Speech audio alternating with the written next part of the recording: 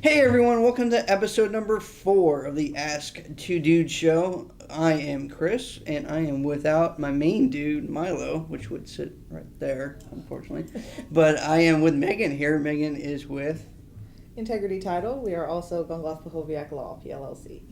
Yeah, what she said. The good thing about Megan is that she is a lawyer, and she does lawyerly stuff with title versus just having an escrow agent.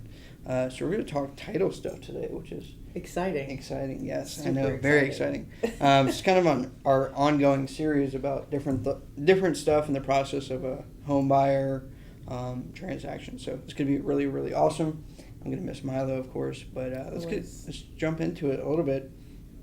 I've come across a lot of different things, and I think one of the hot items right now is just foreclosures and short sales and auctions and everybody wanting to get a deal. Let's talk about let's talk about auctions. Let's talk about overpricing when you get at the auction, like buying into the hype, wanting to get a deal because that's kind of how it is. I've been at auctions before. And then let's talk about what could go wrong in terms of is there hidden items, like things. HOA, many things unpaid taxes, that kind of stuff. Yeah, you just have to make sure you've done your research before you're going to go to a foreclosure auction. And there's plenty of people out there that can help you out with that. You can run into any number of things. I've watched people pay over market value at the auction. They just didn't do comps. I mean, reach out to your realtor if you're going to have them relist it for you once you buy it at foreclosure to flip it. Have them kind of figure out what your market value is, what you're looking at, what your top bid's going to be. Research into the title a little bit. Are there HOA liens on the property? Do you have abstracts of judgment? Do you have taxes due, like you mentioned? You can't get out of those. You can't just call the state and be like, well, they weren't my taxes, so that's yours. You've got to pay it and all the fees that come along with it. So that's kind of what we've been seeing at the auction. It's been craziness with everyone just trying to get properties. I run into that too, where the HOA, it has a lien of $6,000 or something on the property. You go to purchase the property, get into the title situation. The title finds out now HOA wants a certain amount of money back, and either they're willing to negotiate or they're not. I've been on both sides of that ball.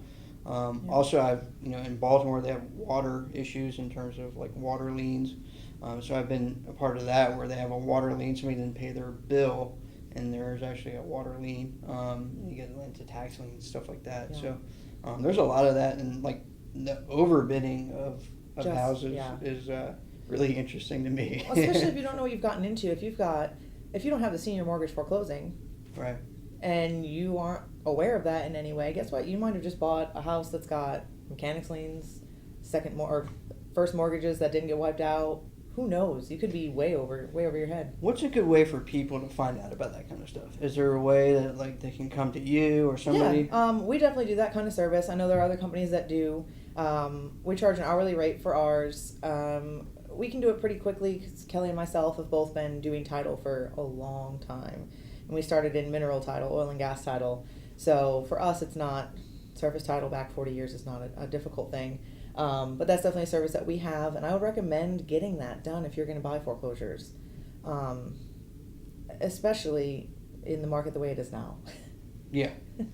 Everybody wants a great deal, and yeah. I mean, that's to be expected, but when you overpay something and not get the great deal, it kind of defeats the whole purpose of actually showing up to the auction. So, not to mention, if you don't intend to hold it as a long-term investment, you're just going to flip it, and you've got some kind of title issue that precludes you from getting title insurance. You can't sell it to anybody who needs to get a mortgage on the property. Right, and you lose your deposit. Yeah. So, you brought up oil and minerals. That was something that I ran into here recently where, and I still run into it depending on where you are.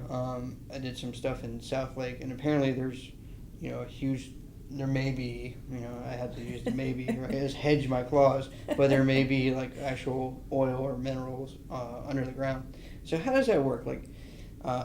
My customer wants to purchase the house. They disclose that there may be minerals there.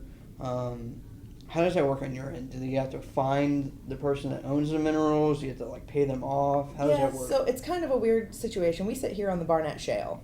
As we know, that was blowing up a few years back when the price of natural gas was super high.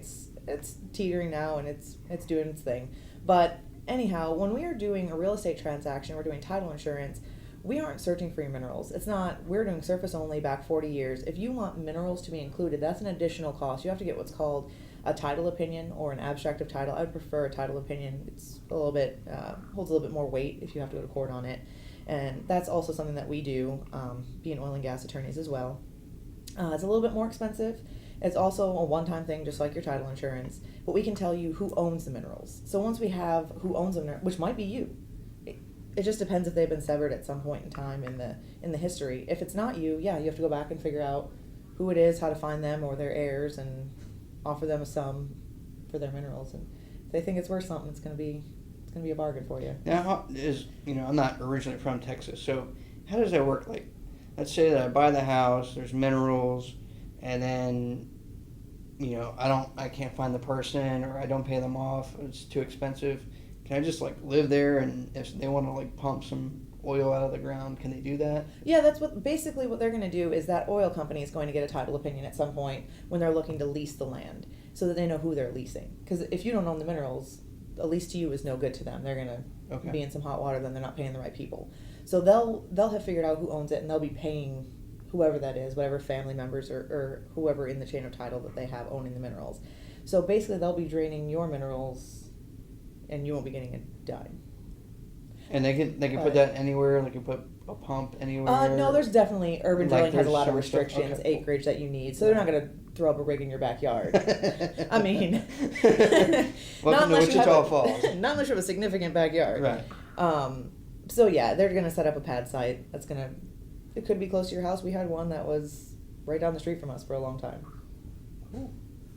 I know people put cows and stuff on their property too. So.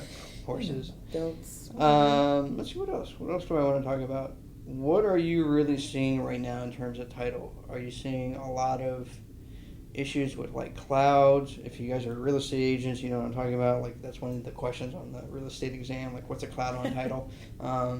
That's about the only thing I learned on the real estate exam that was worth knowing. That and how many feet are in an acre. That's a good thing to know, though. Yeah. I mean, why not? And tenants in common, of course. Yes. But yeah, what are you seeing right now in terms of title stuff? In terms of clouds, is it a lot of mechanics liens? Is it a lot of just liens on actual physical property? Is it just judgments? Is it taxes? What do you see a lot of? Well, we've had the fortune to have probably a slew of insanely crazy closings over the last year. We've had pretty much everything. We've had right of first refusal on the property from the 70s. You got to go back and figure out where that person is, if they're still, who's going to sign off on that, who's going to release it, because you're trying to sell that property. We've had abstract of judgment. We've had a few of those, which those can get tricky. And if you're not working with a title company that knows what they're doing, the issue that you run into is there's a way for us to, in some cases, to fix that a little bit faster, because a lot of abstract, well, I guess I won't say a lot, some abstracts of judgment aren't allowed to attach to your homestead. So if that's a case, you can kind of negotiate with the attorney on the other side and say, hey, can we get a partial release? Can we do this?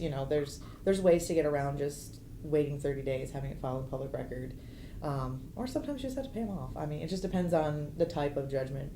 We haven't had too many tax things, but we did this year in Tarrant County. There was a fun thing where they decided at some point there was a glitch in their system and they double taxed a lot of people. Ooh. So when we went to do the closing, they had already paid their taxes, but they were showing us owing almost the exact same amount. So Tarrant County's recognized that glitch and is working on it. Okay. So what would happen if somebody did that? They'd have to actually pay and then get reimbursed? Yes, okay. Which is a process. Right. It's about 6 months to get that done. Or you can hold off your closing. It just depends on what time frame you're looking at. Okay. That. I mean, and the other thing, I guess, since we're talking about taxes, tax sales. If you're going to buy at a tax sale, no, it's a long-term investment, unless you're flipping to a cash buyer. Most title companies won't insure a tax sale for 4 years. Really? Mm-hmm. You can find some that'll do 3, I believe. I won't say that for sure, but I know we won't for 4. Wow. Okay. That's good information. So. I actually got a question the other day, and I'll kind of formulate it into the question of the day. The question was, when did I guess it's really real estate and business mixed into one. The question was, when did I first know that like I made it in the business? And I have those revelations like every once in a while. Like I'll do something and I'll be like, yeah, like, I made it to the next kind of level kind of deal. The biggest one recently was when, I sold real estate in Maryland and Virginia, and I was in Texas, and the first deal I got was a big listing, and I actually got a accepted offer on it, and I was like so pumped because that was like the third state I sold real estate in. So I was pretty excited about that, and that was my like, I broke through the Texas wall, right? So pretty excited about that. Did you have any sort of moment that you kind of knew that like this is it, like this is what I wanted to do, or that was like a really tough deal and like I know what I'm doing kind of deal? Or Yeah, I mean, I guess we've had them in both oil and gas and in real estate for us, which at the end of the day is all title. Right. For me, kind of the same as you, is when I passed West Virginia bar. So that was my third, kind of like you have Pennsylvania, West Virginia, and Texas. So that was kind of my oil and gas thing, like, yes, I've got this. Right. No worries. And then oil crashed, so that was fun. But I made it, and I was too late. But for real estate, I think for us it was August. Right. I mean, August was our best month, and I hope that we continue to go on like that. That was just us saying, hey, we're here, and we're here to stay. Nice. Speaking of here to stay, where can we find you? Our main location is in Grapevine, okay. Right off of 114, right before you cross into South Lake. And we also mobile close anything that you need except for cash out refinances, which have to be done in our office, the bank's office, or the office of an attorney. Anything else we'll mobile close for you anywhere you want. Is there like a website, anything that we can find you? www.gplawandtitle.com. And that's all spelled out, no ampersand. They won't let you do that. Awesome. That's us. So that's it for us. You guys keep sending questions to the hashtag Ask2Dudes on Twitter. We'll keep answering them. Hopefully Milo feels better and he'll be back for the next episode number 5. So we're looking forward to that. Thanks, guys, and we'll see you next time. Mid-America Mortgage Incorporated, NMLS 15009, is the equal opportunity lender located at 14900 Landmark Boulevard, Suite 400, Dallas, Texas.